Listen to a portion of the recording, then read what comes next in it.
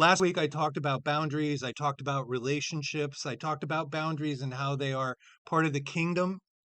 I talked about how the church has become codependent, if you will, on things other than God. I'm not just talking. Are we good? It's not streaming. Well, oh, yeah, because you got to hit the button. Hey, Lee. Hey, you. So I guess we're starting this all over again. Well, only a little bit of it. So for those watching from home, everybody here has already heard the first part.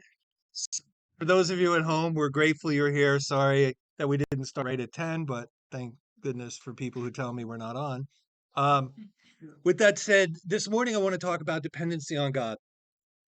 So, as I mentioned last week, I talked about boundaries. I talked about boundaries being kingdom, about how we have to assess and establish boundaries in our life to make sure that we live the fullest life that God created for us. Not just to fill our lives with things, but to fill our lives with love and see other people loved as a result of that. So, I'm going to talk a little bit about codependency today.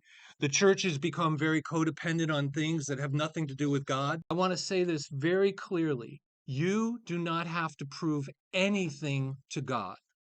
You will not be more loved tomorrow than you are by Him today. Today, you are not loved by Him more than you were yesterday.